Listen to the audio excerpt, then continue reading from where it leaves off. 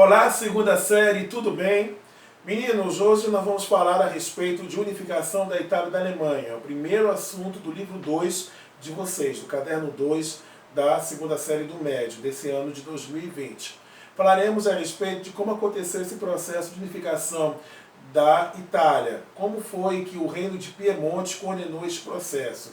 Também falaremos a respeito da unificação da Alemanha, que começou graças a um bloco econômico, ao Zollverein, coordenado pela Prússia, tá certo? Então, vem comigo, vamos lá. Para falarmos do processo de unificação da Itália, a primeira coisa que nós temos que levar em consideração é o panorama, a conjuntura histórica do continente europeu naquele período. Estamos no século XIX, mais especificamente depois de 1815. Nós estudamos no início do ano letivo a respeito do período napoleônico.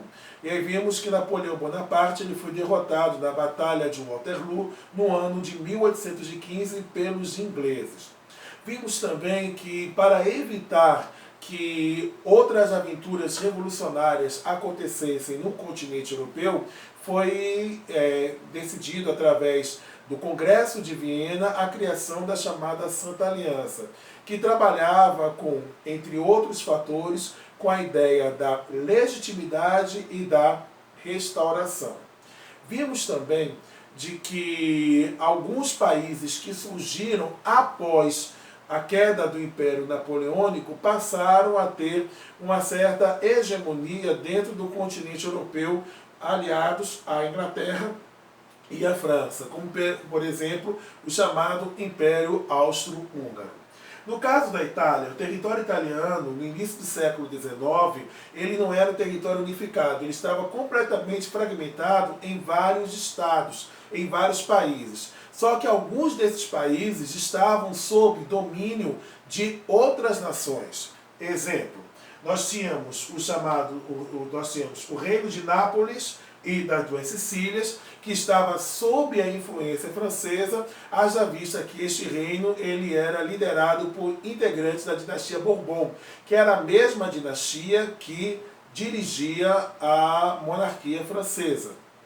Temos também os estados de Lombardia, o Reino de Lombardia, o Reino de Veneza, o Reino de Parma, de Módena, Toscana e Emília-Romanha, que estavam sob domínio do Império Austro-Húngaro.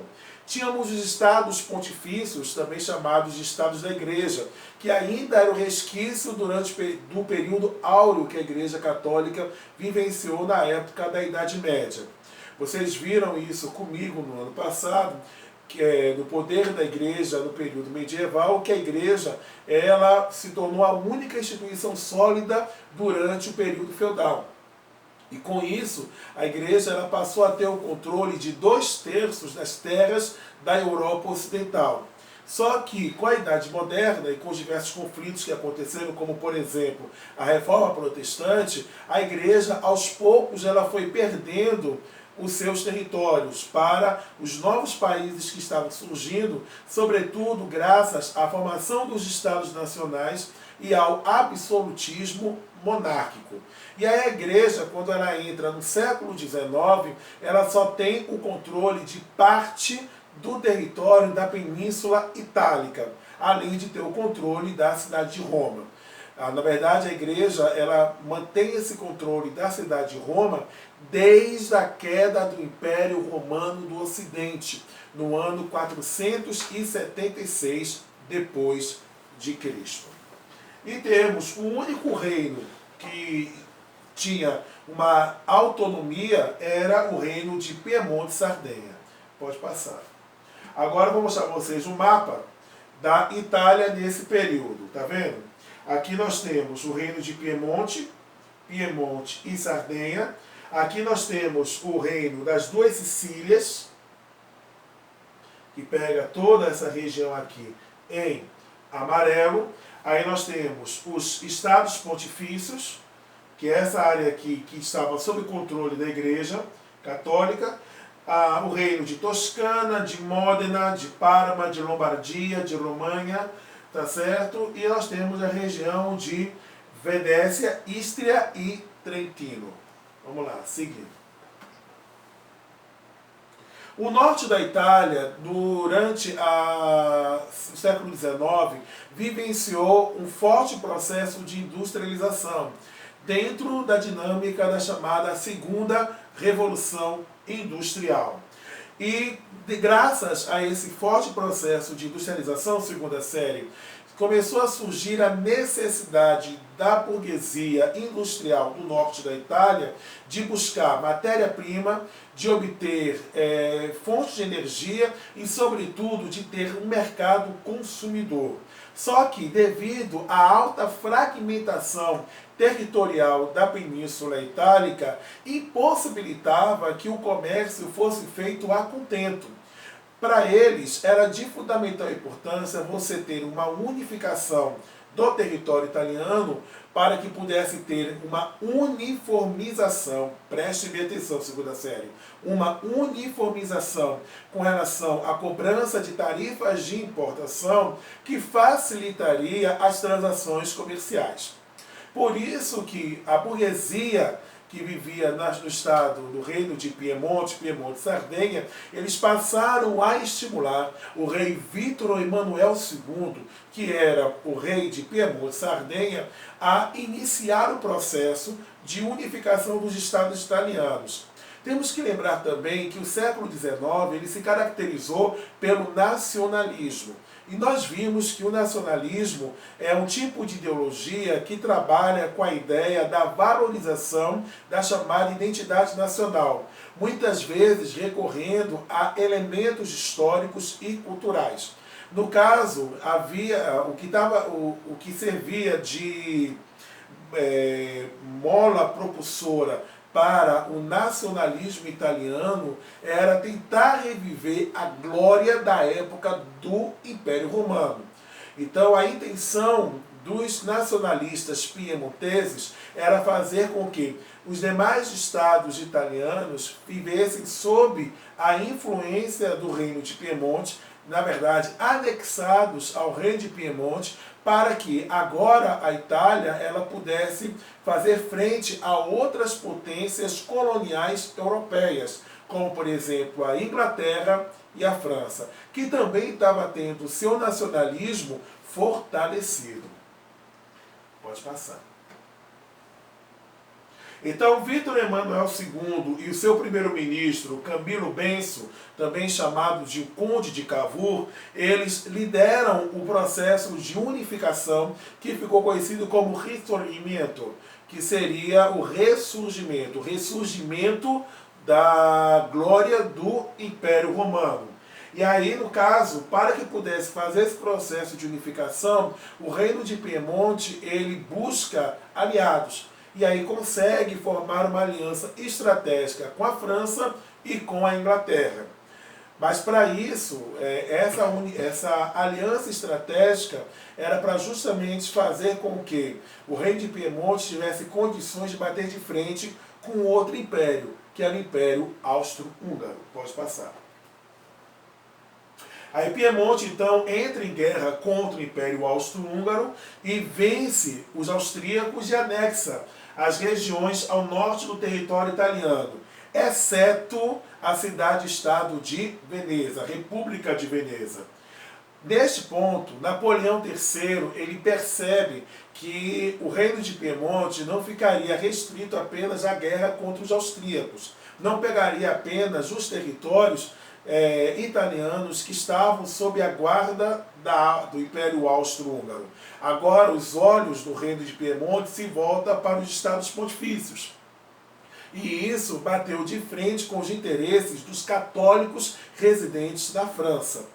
Porque, no caso, os estados pontifícios eles eram controlados pela Igreja Católica, e vocês sabem muito bem que, no caso, a Igreja Católica ela não fica circunscrita apenas à região de Roma. É uma igreja que, hoje em dia, tem mais de 1 bilhão de seguidores, mais de 1 bilhão de adeptos espalhados por todos os continentes do planeta.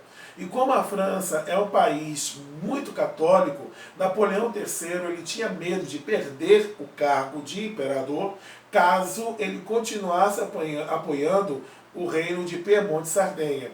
E aí então ele retira o apoio a Piemonte e passa a assumir a responsabilidade de proteger o Papa e proteger os estados pontifícios. Ele manda tropas francesas para protegerem a cidade de Roma.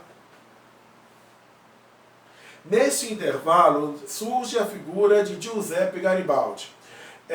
Vocês viram, estão lembrados que nós estudamos em período regencial, que durante a chamada Revolução Farroupilha, ou Guerra dos Farrapos, que aconteceu no Brasil no período de 1835 a 1845, nós vimos que Bento Gonçalves, que foi o líder da Revolução Farroupilha, ele contou com a ajuda de um mercenário chamado Giuseppe Garibaldi.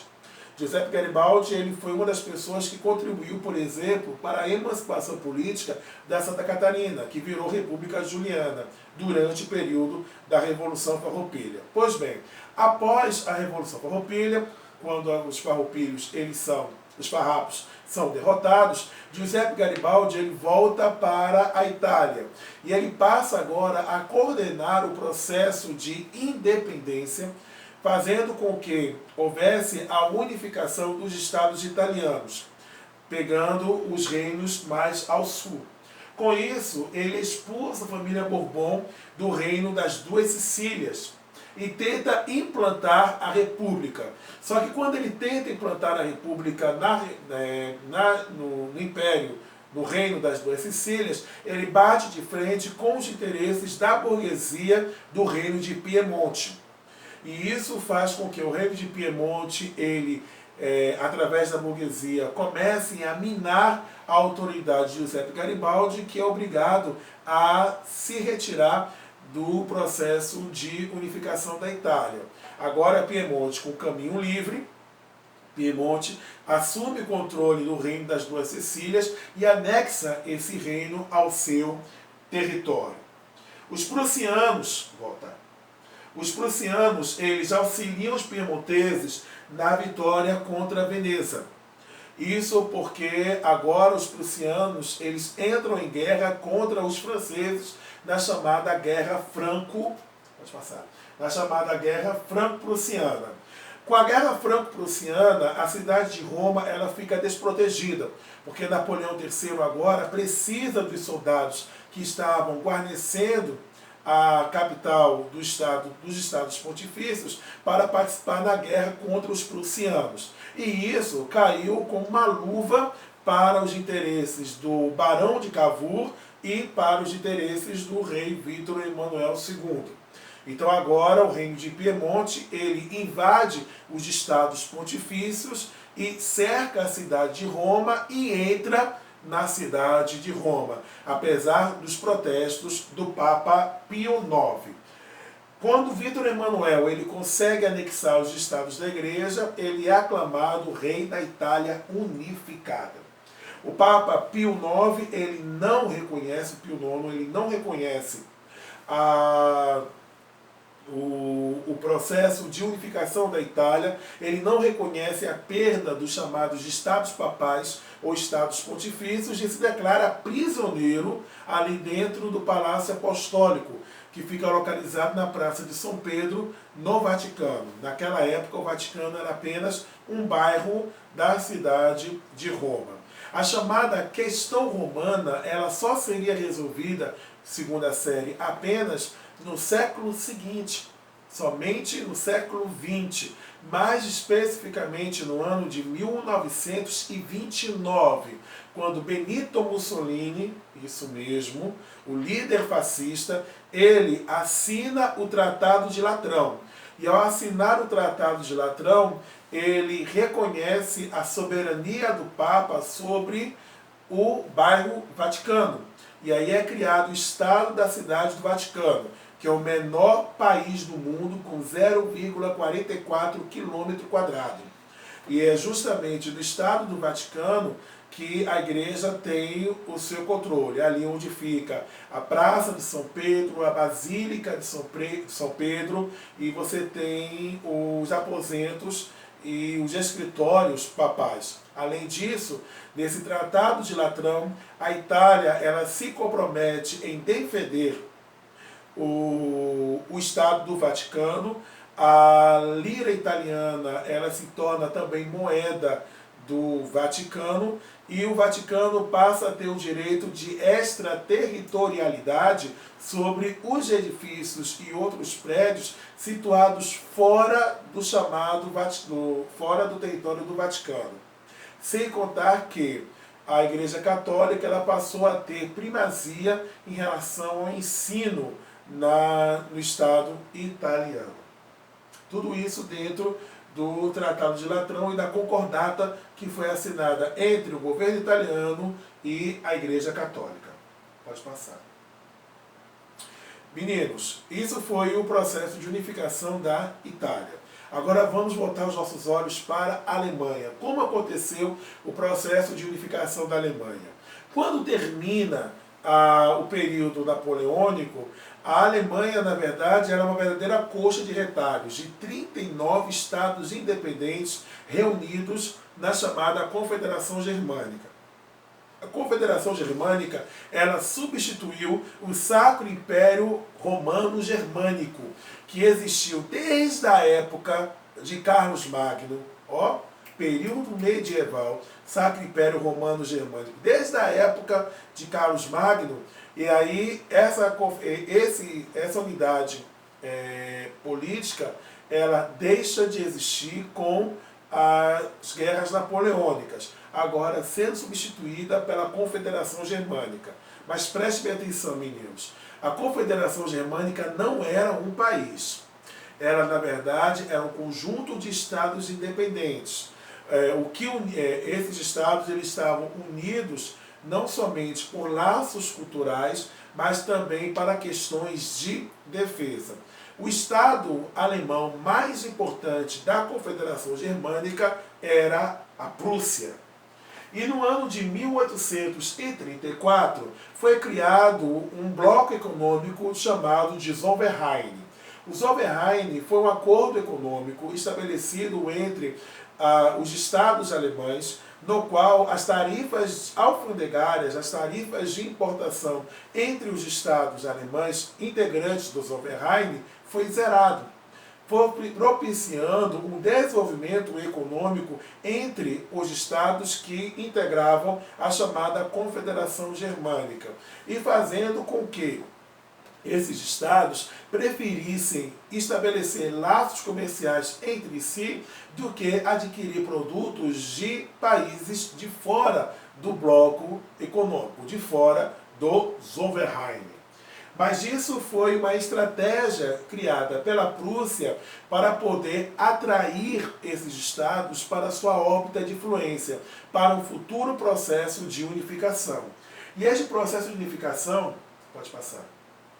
Este processo de unificação ele foi coordenado em 1862 por Guilherme I da Prússia, quando ele nomeia como primeiro-ministro prussiano Otto von Bismarck, que seria conhecido como o Marechal de Ferro ou o Chanceler de Ferro. Haja vista que ele, nesse trabalho, ele estimulou o chamado binômio nacionalismo e militarismo. Da mesma forma como o reino de Piemonte e Sardenha, ele, para poder forjar a identidade italiana, trabalhou com elementos históricos, dizendo, por exemplo, que a Itália ela já tinha uma vocação milenar com relação à questão do Império Romano. Otto von Bismarck e Guilherme I, eles trabalham com a questão da herança medieval dos grandes povos bárbaros que deram origem à nação alemã, dizendo de que a coragem desses povos bárbaros era que fazia unir, servia de cimento, de amálgama para os estados germânicos, que tinham que chegar e formar um novo império, um novo Reich. O primeiro Reich, a palavra Reich é reino em alemão, foi o Sacro Império Romano Germânico, que surgiu na época da Idade Média, naquele período de Carlos Magno. Logo depois temos o chamado Segundo Reich, que seria formado justamente no processo da unificação da Alemanha. Em 1864, portanto, 2 anos depois da nomeação de Bismarck, começa efetivamente o processo de unificação, com a chamada Guerra dos Ducados, que foi a guerra entre a Prússia e a Dinamarca, e o reino de Dinamarca, pelo controle dos ducados de Holstein e de Schleswig, quase não sai. E aí, no caso, a Prússia ela consegue vencer os dinamarqueses nessa guerra. Logo em seguida, a Prússia entra em guerra contra o Império Austro-Húngaro, o mesmo império que havia acabado de ser derrotado na guerra contra o reino de Piemonte e Sardenha. Isso aconteceu em 1866. Vitória prussiana e criação da Confederação Germânica do Norte sem a presença e influência dos austríacos. Logo depois foi a vez da França sobrar na mão dos prussianos. Numa guerra que durou 1 ano entre os prussianos, liderados por Bismarck e por Guilherme I, e os franceses, liderados por Napoleão III, a Prússia invade a França e derruba o imperador Napoleão III. Tá certo? A queda de Napoleão III favorece, por exemplo, a plena ocupação dos italianos, no caso dos piemonteses, nos estados da Igreja, como nós vimos agora há pouco, com relação ao processo de unificação da Itália, e ajuda a fechar o processo de unificação da Alemanha.